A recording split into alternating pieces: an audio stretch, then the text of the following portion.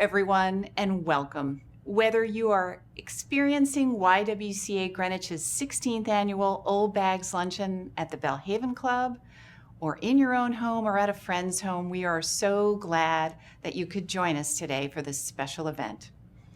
I'm Mary Lee Kiernan, President and CEO of YWCA Greenwich, and I am so grateful for your ongoing support of YWCA Greenwich's domestic abuse services. What a year this has been. When we all gathered for the Old Bags Luncheon, the virtual Old Bags Luncheon a year ago, I don't think anyone could have foreseen what would transpire in the next few months. Although YWCA Greenwich closed its buildings and suspended in-person programs for several months, I am proud to report that our domestic abuse services continued without interruption. When we were all restricted to our homes, our domestic abuse services staff sheltered clients and continued to field calls from our victims at all hours of the day and night when they called us from bathrooms, hidden in closets, or while out on a walk, all to avoid detection from their abusive partner. We saw a dramatic increase in the crisis services we provide, and as restrictions loosened, we came back to the building and continued providing the full array of crisis and post-crisis services. What we did not expect was what happened next. Last fall, we didn't see an easing of the demand for services, but we saw an increase instead. The needs of our clients became more complex. We saw a 358% increase in crisis services we were providing and a 46% increase in calls to our hotline.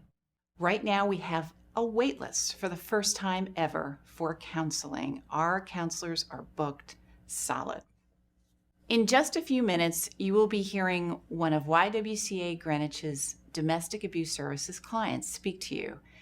Janet will tell you about the years she spent in an abusive marriage. As a successful businesswoman working for a major corporation, she had power and influence at her job, but not at home. YWCA Greenwich helped her to regain her personal agency and her power, and she found the courage to change her situation. Thank you for listening to her story. You know, your presence here at this luncheon, your purchase of a bag, your support of this event will help countless others like Janet. It's really women that are lifting up other women and their children that draws me and you and so many other women to this event every year.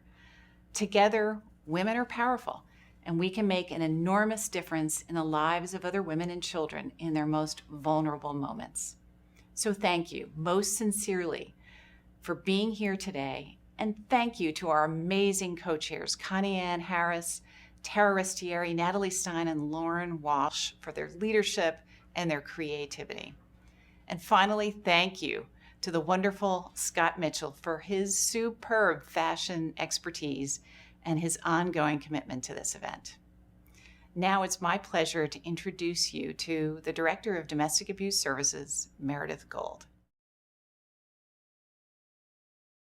Hello, and thank you so much for joining us for this year's Old Bags Luncheon. My staff and I look forward to this amazing event each year, and while we aren't able to all be together yet, your participation and support truly helps us feel connected. Thank you. This year has taken a toll on all of us, and even more so for the courageous victims and survivors of family violence. Survivors faced even more threats and escalated violence, all while coping with public tensions boiling over amid a global pandemic. When the COVID crisis began, we were worried. How could we still be there for our clients? How would they be able to reach us? Would it be safe? Would we be able to continue to deliver all of our services, which seemed more important than ever? We quickly got to work to adapt our programs, to use technology in ways we'd never imagined, and to make sure that the Greenwich community knows that we were still here. And we continue to weave and bob and face new challenges as our world seemingly changes day to day. This fall, we braced ourselves for what we knew would be a huge surge in demand for our services. Until that point, we knew that many were not able to reach us. They were trapped at home with abusers, continually monitored throughout the day, their technology use limited or tracked. But as restrictions loosened up, more and more people started reaching out for help, and they needed a lot of help.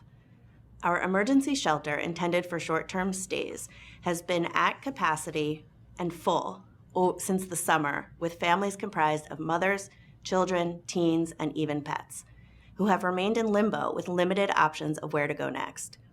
At the same time, we urgently ramped up our housing advocacy and were able to place 11 families fleeing domestic violence in permanent, sustainable housing. Complex families with complex needs were reaching out for support for domestic violence, but also were in need of food, clothing, pharmacy, and transportation more than ever before. In comparing the fall of 2020 to 2019, the number of services we delivered increased by 80%, and the average number of services we provided to each client nearly doubled. As of today, we have 19 people on a waiting list for counseling, including 7 Spanish speakers and 8 children. In my 15 years at DAS, we have never had a waiting list. These certainly are extraordinary times. It's been easy to feel overwhelmed. At the end of a long day of nonstop hotline calls, it's easy to feel like this problem of domestic violence is just too big to solve. Domestic violence is still the #1 violent crime in Greenwich. It is still true that 1 in 3 women and 1 in 7 men will be victims of intimate partner violence at some point in their lives. Many still blame victims for suffering abuse because why don't they just leave? And so it's easy to find myself wondering, does it matter? Does any of this hard work even matter? I listened to a voicemail yesterday. The voice sounded shaky but determined. She said, "I can't believe I'm leaving this message. I can't believe I'm finally calling you. I'm ready." When I called her back, she told me about the years of emotional and psychological abuse she had endured, the constant fear she had lived in for the safety of her children and for herself. Then she said that about 2 years ago, after Jennifer Dulos went missing, she read about YWCA Greenwich and domestic abuse services in the newspaper. She told me that on that day, she wrote my name down on a small piece of paper and told herself that someday she would be ready and that she would call me and that she just knew we'd be able to help. She told me that she dug that piece of paper out of her desk the other day and made the call. She told me, "I am ready." On average, it takes a victim 5 to 7 attempts to get out of an abusive relationship. The very real fears about what could happen can make someone feel hopeless. Sometimes victims don't even realize that they are experiencing abuse. How could it be that the person they love is an abuser? How could it be that they are a victim? But then, for many, the day comes that they are ready. And that day came for our next speaker, Janet. I remember the day I first saw Janet. She walked into the DAS offices in a long coat with bags that looked like they were bigger and heavier than what she could possibly carry alone. She kept her head down and looked at the ground as she walked in. I could tell that she was frightened and worried, and I could also tell that on that day, she was ready. It is my great privilege to introduce you to Janet. Hi, I'd like to thank everyone at DAS for honoring me with the opportunity to share my journey with you today. I was originally going to start with 3 personal truths, and I will get to those, but something happened just yesterday that has an impact on me, and it is a reminder for all of us who have suffered through the horrors of an abusive relationship. Just yesterday, my ex was arraigned in Superior Court for violating an order of protection. The outcome of that was yet another order of protection, so I now have one in 2 states. It's a scary thought to know that this never goes away. As much progress as we make, there is always something in the shadow stalking us, and it became very real for me yesterday. The timing, I thought, was a bit ironic that it happened yesterday, and today I'm here sharing my journey and the good work that DAS helped me with and helped me to get through. So now I'll get on with the 3 personal truths. First and foremost is to really let you know that without DAS, I would literally not be alive to speak with you today. The second personal truth is that fallacies really consume us. And third, the privilege of a lifetime is being who you are a quote that I borrowed from Joseph Campbell. I lived the same unspeakable, terror-filled show for 35 years. No one knew or even suspected. Why would they? I was groomed to play this role. I have been an actress my entire life. What the world saw was a well-educated, successful career woman living in an affluent community in a long-term, loving marriage. But that was not my life. My life was precariously teetering on the ledge of life, never knowing from one minute to the next what infraction I would perpetrate that would require punishment. Like what, you may be wondering? So here are a few examples. Breathing too loudly, not responding fast enough to a question, not keeping him calm, not getting him to sleep, and the topper, not making every thought and deed about him. He even wrote in red ink on the door to our bedroom, "If it's not about me, don't come in." So you kind of get the idea. Punishment was delivered in various forms, and there was physical violence, and near the end, the violence escalated to several times per day. And then came the Sunday of Thanksgiving weekend 2019, the last day of a weekend fraught with violence, when I was pinned on my back on the stairs with my head being beaten against a brass outlet on the floor with such vehemence and rage, I cried out, "Stop, it's me," only to hear the reply, "I know it's you." And in that moment, I understood this would be my last day on earth. And then suddenly, he slipped and fell to the landing and slit his scalp open on the door frame. And yet still, with blood gushing, he still tried to get to me as I dialed 911. In that moment, I knew I had to leave. But when? He put on a great show for the EMTs and the ER doctors, trying to tell them it was my fault. When I arrived at the ER, I had to take him home and nurse him and his 21 staples back to health. The police had been called when I called 911, but they never showed up, so I was really stuck. Fallacy number one: you have no idea how anyone is living behind closed doors. Fast forward to April 25th, 2019, a day and night of 24 hours of fighting and violence. And then came the final blow at 5 a.m., a punch to the eye. And when I reached up to touch my face, I was slapped, followed by an order to get him calm and to sleep, which thankfully I did. And then I crept to my car, manually opened the garage door, and pushed my car out of the garage so as not to alert him or wake him. I drove to my office on this cold and rainy Friday and called the Y just to see what they offered, and the counselor said, "We take walk-ins." So I walked in, and I never went back. Fallacy number two is one that I thought, you really don't need to leave. You can go home and you can control the situation. But from that day forward, my life had been and still is very much a series of firsts. A few examples of these: first, seeking help, facing a new life, entering the overwhelming process, counseling, finding a lawyer, family court, protective orders, state police, being on my own, and feeling my fear, anger, shame, and loss. Fallacy number three: leaving is the hardest part. The hardest part is what begins the minute after you leave.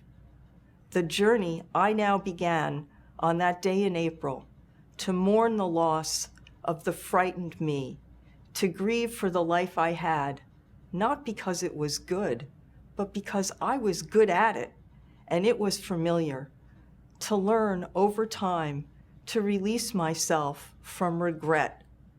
the should have or maybe if, to come to the understanding I did what I needed to do to survive in order to get to the moment I could leave and then stare at my entire life, now contained in a duffel bag from Walmart. My journey has really been a gift, a chance to give life to me. This is the hardest thing anyone will ever have to do. It is relentless work, and sometimes the pain of weight of it can make you feel like it's much easier to just go back or to just end it all. There have been and still are times when I cannot think beyond the next minute.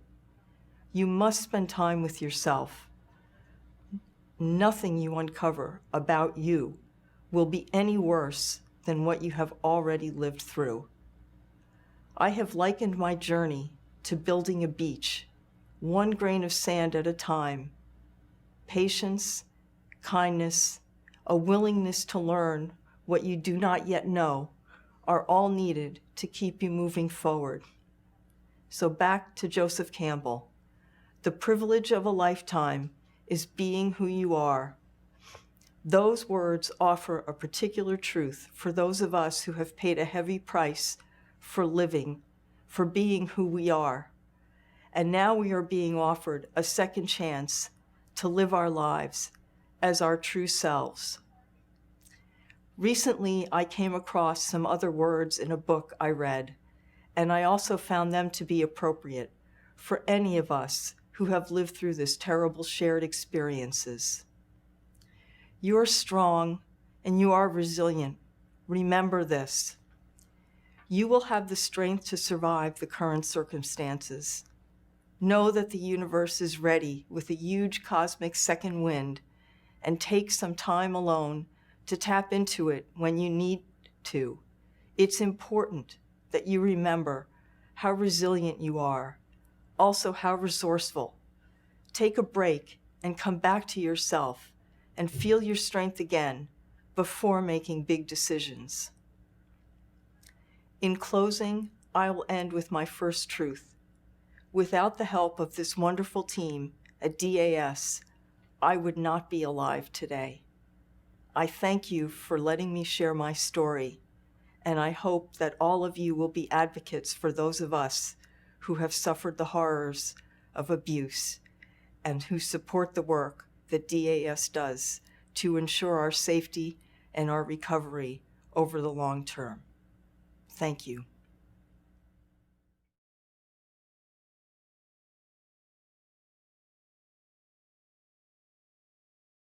Wow, Janet, thank you for that unbelievably courageous and moving testimony. Unfortunately, one that the staff at YWCA Greenwich's Domestic Abuse Services hear far too often. And as people are emerging from their homes, we're hearing it more and more. We need to ensure that YWCA has the resources to fight these terrible tragedies. How can you help? How can each of you help? Well, I'm going to show you some handbags, beautiful handbags. You're going to bid often, and you're going to bid high. And not only will you save one life, you will probably help save many lives. So let's have some fun today. Thanks for being here. Handbag number one, ladies, a brand new Hermes Birkin 30. This bag comes in the Vermilion Veau color. It's an extremely rare color because it is no longer produced by Hermes. The lightweight Togo leather is exactly what you want. It is the highly sought after Togo, and it comes with the silver palladium hardware. This bag is perfect. It includes the raincoat and the signature Hermes orange box, and to boot, you get a Twilly that comes with it.